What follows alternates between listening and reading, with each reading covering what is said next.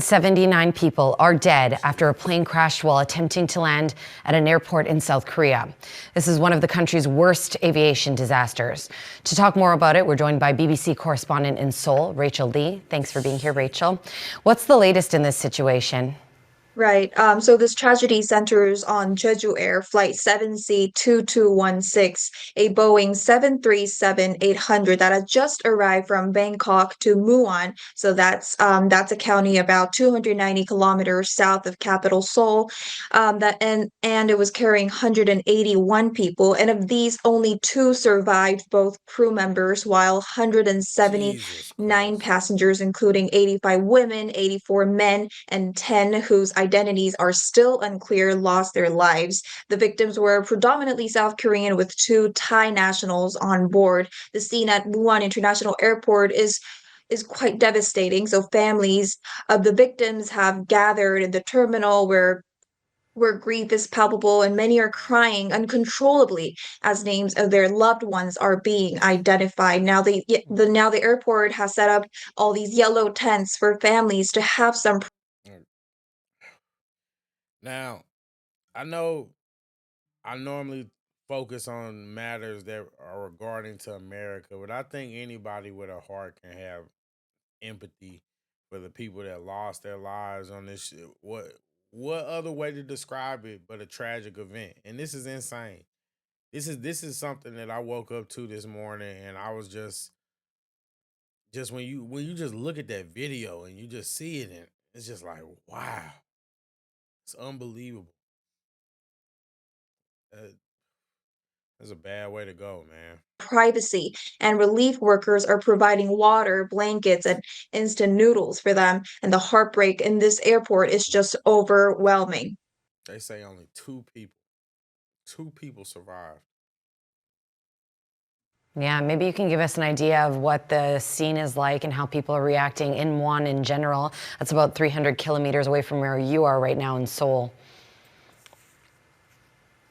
That's right. The investigation is just the beginning, but officials have retrieved the flight's black box and cockpit voice recorders, which will be key in determining what went wrong. Now, early indications suggest a catastrophic failure of the landing gear and a potential bird strike, which the control tower had warned about just before landing. The pilots attempted to adjust and land elsewhere, but overshot the runway, skidding into a concrete barrier and triggering a massive explosion. It's a painstaking process, and while we may have these early theories, a full explanation could take even months. And this crash is particularly shocking because Jeju Air has had an excellent safety Whew. record in its nearly 20 years of operation, and many are asking how this could happen to a carrier trusted by millions. And what more can you tell us about this jet? How old was the aircraft? What are the airline officials saying about it? I've seen I've seen some discussion about even why there would be a concrete wall behind the runway in the first place. And I think that's a question that's worth asking.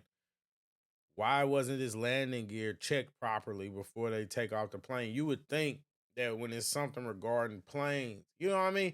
And I'm just saying, I've only been on a plane two times in my life, two times going there, going back, and I'm not gonna lie, it's one of the most uncomfortable things I've ever experienced because you don't have very much control. You don't have very much control, and it's just to think. Can you just imagine and put yourself in the shoes of the people who were on that plane as they're trying to land. Then they get on the ground and they just keep going. They just keep going. And then they realize it's a brick wall. And then all of a sudden, just, oh boy. Right. The crash is now the deadliest aviation accident on South Korean soil, and it's one of the worst in Asia in recent years. Now, it recalls tragedies like 1997 Korean Air crash in Guam and the 2013 Asiana Airlines crash in San Francisco. But for Jeju Air, this is, as I said, an unprecedented tragedy. Their airline, known as South Korea's top budget carrier, has never faced a Thank deadly God. accident before. And as you asked, Jeju Air CEO earlier today delivered a heartfelt public apology, bowing deeply in front of the press and grieving families. Now, the company's statement reflects the shock felt across South Korea, a nation that has prided itself on aviation safety, is now grappling with unimaginable loss. Well, South Korea was going through political turmoil as well, with a new interim president in place. How is the government responding to this disaster? You're right. As you said, South Korea is in the middle of a political storm with martial law recently imposed and the acting president impeached. And despite this turmoil, the government has acted swiftly. So Deputy Prime Minister Choi Sang-mok, now serving as acting president, has declared Muan a disaster zone and a week-long national mourning period. And he has urged every resource be directed to recovery and identification efforts. The country's political crisis is amplifying, and the emotional impact of this disaster, President Yoon Suk-yeol's office, though under heavy scrutiny right now, has expressed condolences and assured full cooperation in uncovering the truth behind the crash. The political instability is a dark backdrop to an Like I said, this is just insane. I couldn't imagine being being on that plane. I honestly couldn't. It's like one of my worst fears. That's crazy. Hold on, we're gonna look at. We're gonna check this out real quick. The aircraft is doing about 200 miles an hour when it touches down, a bit more than that. That's Very little insane. damage being done to the aeroplane as it skids down the runway, goes off the end of the runway, and then it comes to this object here. It may have been a bird strike that caused the plane to get into difficulty and make this emergency landing. But aviation expert David Learmount is in no doubt as to what is the defining moment of this disaster. Given the situation he was in, he carried out as good a landing as he possibly could, and when he got to the end of the landing run, the aircraft was substantially undamaged and there was no fire. And then the aircraft hit something really hard and it burst into flames, and that's what killed the people on board. This airport opened in 2007. Satellite images show that the concrete wall has been here for many of those years, holding the instrument landing system that guides pilots in when visibility is poor. That kind of structure should not be there. The ILS antennae, it's where they normally are. But they shouldn't be embedded in something as hard as that. That is awful. That is unbelievably awful. Although it was still travelling fast, he believes more people should have survived.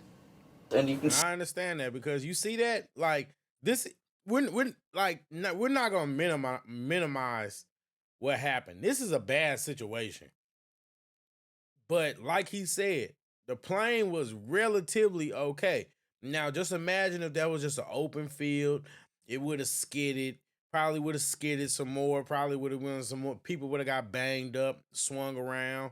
But the minute that it hit that concrete, it burst into flames, and I think that his analysis is valid. That is the moment where this became a bad incident into an absolute travesty.